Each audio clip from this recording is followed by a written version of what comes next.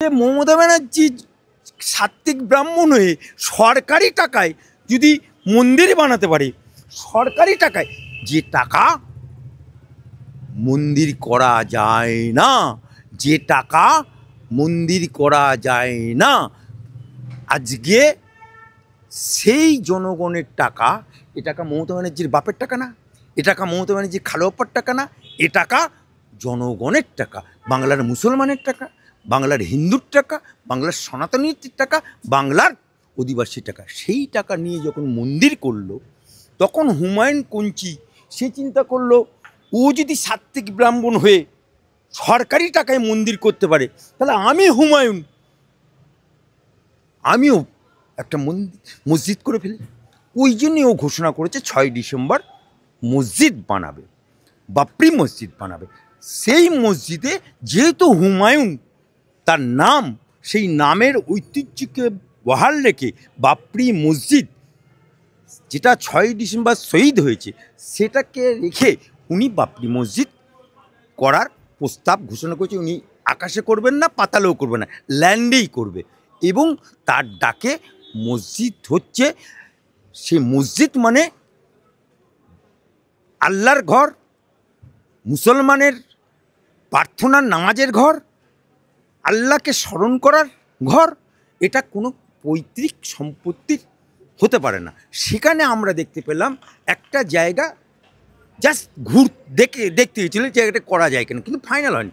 সেখানে একটা মুনাফেক মুসলমান, সে তার বাপস্ত্রী সম্পত্তি হতে পারে, সে রাতারাতি টিন দিয়ে ঘিরছে। অর্থাৎ মুনাফেক মুসলমান, নবীর উম্মত ছাড়াও মুনাফেক মুসলমানও কিছু আছে, এটা বোঝা গেল। কিছু পাঁচাটা মুনাফেক মুসলমান আছে। আজকে যদি হুমায়ুন মসজিদটা তৈরি কমপ্লিট করতে পারে, এটা যুগ যুগ থেকে যাবে। ইসলাম বলছে একটা দেহ ব্যবসায়ী সে রাস্তা দিয়ে হাঁটতে গিয়ে একটা পিপাস্য কুকুরকে নিজের জুতো দিয়ে মোজা করে, তখন তো জলের অভাব ছিল, পাতকো থেকে নিজের ওড়না দিয়ে জল তুলে সেই পিপাস্য কুকুরটাকে জল খাইছিল বলে সে জান্নাত যাবে। এটা নবীর।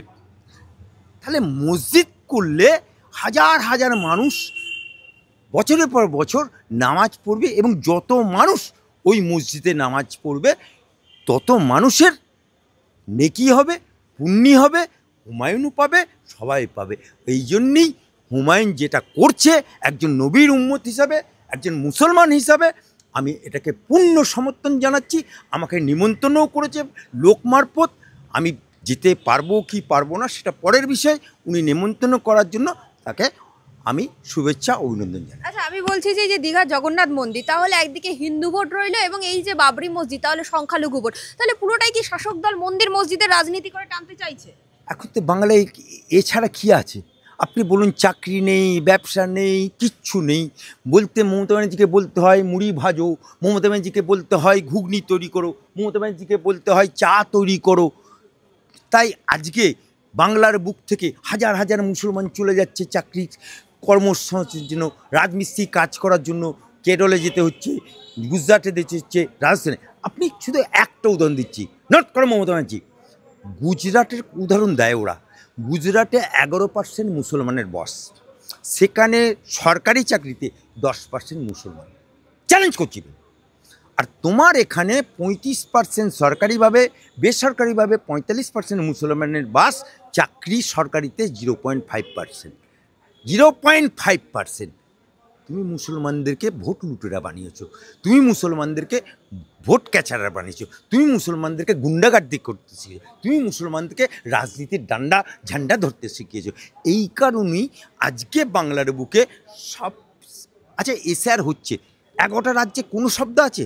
যত দুমদমাদম যেন ঢাক বাজছে, দুমদমাদম সবই হচ্ছে আমার বাংলায়। অর্থাৎ এখানে বেকারের সংখ্যা বেশি, অশিক্ষিতের সংখ্যা বেশি। এটা মমতা ব্যানার্জি ক্যাশ করে রাম মন্দির আর দীঘার মন্দির আর ওখানে হুমায়ুন বাবরি মসজিদ দে দানাদান চলছে।